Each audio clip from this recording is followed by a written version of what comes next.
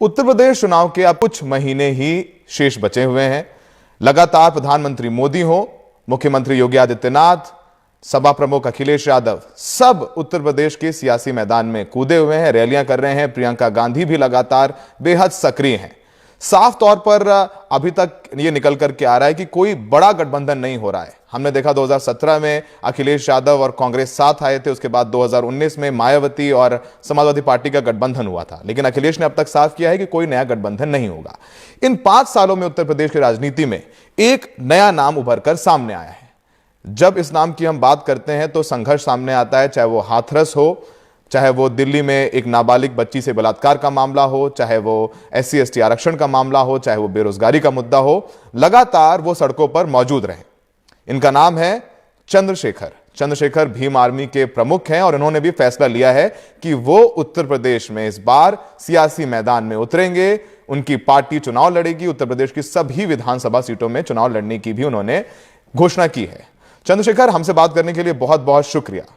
आप जब से राजनीति में आए हैं, कहा जाता है कि आप संघर्ष की राजनीति करते हैं, मुद्दों की राजनीति करते हैं, और जब जब आपके बारे में बात की जाती है तो कोई बड़ा राजनीतिक दल आपके खिलाफ बोलता हुआ नजर नहीं आता है। लेकिन जब बहन जी मायावती से आपके बारे में पूछा जाता है तो वो नाराज हो जाती हैं, क्योंकि वो जिस अनुसूचित जाति के वोट बैंक को अपना समझती हैं, या उनको वो परंपरागत तौर पर वो वोट बैंक मिलता भी है, ऐसा लगता है कि उस वोट बैंक के छिन जाने के संकेत मिलते हैं अगर आप चुनावी मैदान में आ जाते हैं। तो चंद्रशेखर, क्या है आपका चुनावी रणनीति? क्या सोच रहे हैं? कैसे मैदान में आएंगे? उत्तर प्रदेश की सियासत में कैसे स्थापित करेंगे आप? देखिए, ये लोकतंत्र है और जनता का आशीर्वाद जिसको मिलता है वो बड़ी पार्टी छोटी पार्टी हो जाता है। जनता जिसको सपोर्ट करती है, आगे बढ़ाती है, वो सरकार बना लेता है। तो मेरी पहचान तो संघर्ष से है। और मैंने जिनको आदर्श माना, माननीय साहब श्री काशीराम, उन्होंने अपनी जिंदगी के अंतिम समय तक संघर्ष किया। तो अब उत्तर प्रदेश में हमारा प्रथम चुनाव के लिए जो सबसे ज्यादा जरूरी होता है चुनाव लड़ने के लिए, वो होता है संगठन। तो संगठन हमारा तैयार हो चुका है, बूथ कमेटियां हमारी तैयार हो चुकी, 403 विधानसभा की। अब हम मेहनत से जो मुद्दे हैं, जैसे बेरोजगारी का मुद्दा है, जैसे महंगाई का मुद्दा है, जैसे किसानों के मुद्दे हैं, जैसे महिला सशक्तिकरण, कानून व्यवस्था का मुद्दा है, वो तमाम मुद्दे जिनसे जनता प्रभावित होती है, हम उन मुद्दों पे काम कर रहे हैं। और लगातार हमारी टीम जहां भी atrocity, schedule caste, backward minority के लोगों के साथ होती है, वहां खड़ी रहती है।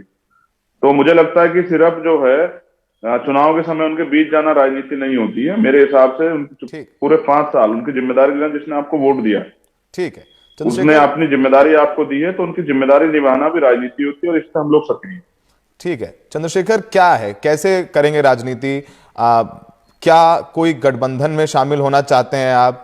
क्या आप अखिलेश के साथ जाना चाहते हैं? क्या आप कांग्रेस के साथ जाना चाहते हैं, या अकेले मैदान में लड़ेंगे? किसके साथ गठबंधन चाहते हैं आप?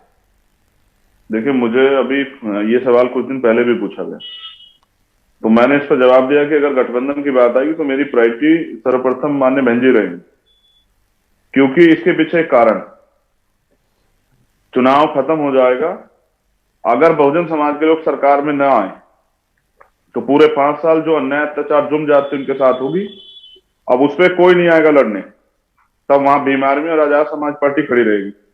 जब 69,000 शिक्षक भर्ती का मामला होगा और अन्याय होगा, यानी कि नौजवानों के साथ रोजगार में अन्याय होगा, आरक्षण में घोटाले होंगे, तो कोई नहीं आएगा लड़ने के लिए, तब वहां भीम आर्मी आजाद समाज पार्टी खड़ी रहेगी। तो यानी आप जब सत्ता में बैठे लोग, सौरभ भाई, जब सत्ता में बैठे लोग सत्ता का दुरुपयोग करके गरीबों की जमीन छीनेंगे, गरीबों की जमीन दबाएंगे, उनके घर जलाएंगे, तब कोई नहीं आएगा। जब दलितों की लाशें पड़ी होंगी सड़कों पे, मुसलमानों के ऊपर गोली चलेगी, तब कोई नहीं आएगा। तो चंद्रशेखर उनकी लाशों को अपने हाथ में लेकर न्याय दिलाने के लिए घूमता फिरेगा। इसलिए मेरा प्रयास था कि बहुजन समाज पार्टी और आजाद समाज पार्टी गठबंधन हो जाए। मैंने पहल की है, जबकि हमेशा उनकी तरफ से मैं अपमानित होता रहा। लेकिन मेरे लिए जी आप मायावती जी के साथ गठबंधन करना चाहते हैं चंद्रशेखर, लेकिन जब जब आपके बारे में सवाल पूछा जाता है बहन जी से, तो बहन जी नाराज हो जाती हैं।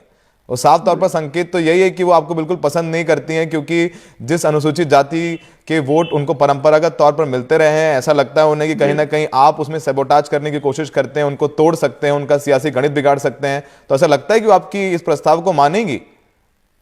देखिए सौरभ भाई, पहले तो वोटर जो है ना, वो किसी का गुलाम नहीं है। आप समझिए, जब आप दलित वोट की बात करते हैं तो पहले ये आजादी के समय ये कांग्रेस के साथ रहा, फिर ये रामविलास पासवान जी के साथ चला गया, बाबू जगजीवन राम के साथ रहा, फिर मान्यवर काशीराम साहब के साथ आया, बेंजी के साथ आया। तो ये लगातार, ये असल में ये जो नेता पसंद करता है वो लड़ने वाला नेता पसंद करता है, क्योंकि इसको सरकार किसी की भी उसको शोषण सहना पड़ता है। तो मेरे लिए बहुजन समाज का हित सर्वोपरि है, मेरे लिए व्यक्ति सर्वोपरि नहीं है, मेरे लिए बहुजन समाज का हित सर्वोपरि, इसलिए मैंने पहल की। आप जानते हैं, ये क्या सब पूरा मीडिया जानता है कितने अपमानित शब्द उन्होंने मुझे कहे। भीम आर्मी के संघर्ष को उन्होंने एजेंटगिरी कहा, लेकिन मैंने कभी उसको सिरे से जो है नकार दिया कि ठीक है, कुछ गलतफहमियां हो सकती है, कुछ गुस्सा हो सकता है, लेकिन मेरी पहल ये है, मैं समझता हूं कि उत्तर प्रदेश में भारतीय जनता पार्टी को रोकना जरूरी है, तो इसलिए मैंने पहल की है। और वो नाराजगी करें, लेकिन वो चंद्रशेखर के काम को गलत नहीं साबित कर सकती हैं। चंद्रशेखर ने कोई ऐसा काम नहीं किया, भीम आर्मी ने कोई ऐसा काम नहीं किया जिससे बहुजन समाज का नुकसान हुआ हो। ठीक है। और जब भीम आर्मी को राजनीतिक संरक्षण की जरूरत थी, सरकार के लोग उन पर झूठे मुकदमे करे जेल भेज रहे थे, तब उस राजनीतिक संरक्षण के लिए मैंने उनसे मांग की, मैंने उनको लेटर लिखे, उन्होंने नकार दिया, लेकिन फिर भी भीम आर्मी अपना काम करती रही। आज हम गठबंधन चाहते हैं, क्योंकि जब चुनाव खत्म हो जाएगा तो नेता घरों में घुस जाएंगे और लड़ने के लिए हमें आना पड़ेगा, तो हम हमेशा सड़क पे रहेंगे, इसलिए। ठीक है, तो अब एक और दूसरा सवाल, क्या चंद्रशेखर खुद चुनाव लड़ेंगे? क्या चंद्रशेखर विधानसभा चुनाव लड़ेंगे? अगर लड़ेंगे तो आपने कौन सी सीट चुनी है, या किस नेता के खिलाफ आप तैयारी कर रहे हैं विधानसभा चुनाव लड़ने की? देखिए सौरभ भाई, पहले तो ये फैसले पार्टी की बोर्ड के हैं, जो हमारी कोर कमेटी, उनके फैसले हैं। लेकिन अगर आप मेरे दिल से पूछेंगे, मेरी इच्छा पूछेंगे, तो मैं बता दूं, क्योंकि लोकतंत्र है भाई, अपनी पार्टी में मुझे अपनी बात रखने के अधिकार है। तो अगर मुझे पार्टी मौका देगी तो मैं चुनाव लड़ूंगा। जहां उत्तर प्रदेश के मुख्यमंत्री चुनाव लड़ेंगे, जो वर्तमान के मुख्यमंत्री योगी आदित्यनाथ, मैं उनके खिलाफ चुनाव लड़ूंगा, क्योंकि उन्होंने पिछले 4.5 साल में जो दुख तकलीफ उत्तर प्रदेश की जनता को दी है, जिस तरह से 49% भर्ती में आरक्षण घोटाला हुआ, पिछले वर्ग की रिपोर्ट के बाद उन्होंने न्याय नहीं किया, तो ऐसे निर्दयी मुख्यमंत्री के खिलाफ मैं चुनाव लड़ूंगा और उनको सत्ता सदन में नहीं घुसने दूंगा, ये मेरा विश्वास। तो जहां योगी आदित्यनाथ चुनाव लड़ेंगे, मैं वहां चुनाव लड़ूंगा। तो ये एक बड़ी घोषणा कर रहे हैं आप एनडीटीवी पर, एक बड़ी घोषणा कर रहे हैं एनडीटीवी पर आपकी, योगी आदित्यनाथ के खिलाफ चंद्रशेखर चुनाव लड़ेंगे। पिछली बार क्या हुआ था ना, लोकसभा में मैंने देश के प्राइम मिनिस्टर के खिलाफ भी लड़ने का फैसला लिया था, लेकिन पिछली बार हमारा दल नहीं था, तो बहन जी ने कह दिया कि चंद्रशेखर वहां लड़ेंगे तो मोदी जीत जाएंगे, चंद्रशेखर बीजेपी की मदद कर रहे हैं, तो मैं नहीं लड़ा। लेकिन इस बार हमारा दल है, और अगर पार्टी मौका देगी तो मैं कमिटमेंट कर रहा हूं कि मैं योगी आदित्यनाथ जी के खिलाफ चुनाव लड़ूंगा। वो कोई सी सीट तय कर लें, और ऐसा नहीं मैं सुरक्षित सीटों पर चुनाव लड़ूंगा, मैं वहां लड़ूंगा जहां योगी आदित्यनाथ चुनाव लड़ेंगे। मेरे लिए सदन में जाना नहीं, मेरे लिए उनको सदन से रोकना बहुत इंपॉर्टेंट है।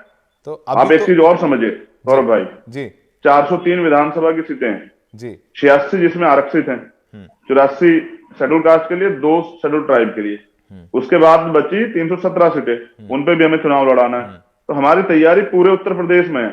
उन सीटों पे जैसे हम अभी सामान्य जाति के लोगों को नहीं लड़ा रहे हैं, तो उन सीटों पे हम दलित नौजवानों को, जो रिजर्व जनरल सीटें हैं, दलित नौजवानों को, मुस्लिम भाइयों को, पिछड़े वर्ग के लोगों को, और जो अन्य ईसाई, सिख, दलित समाज की सभी जातियों को, सब लोगों को हम लड़ाने काम करेंगे 403 विधानसभा पे, अगर पार्टी ने तय किया अकेले जाना।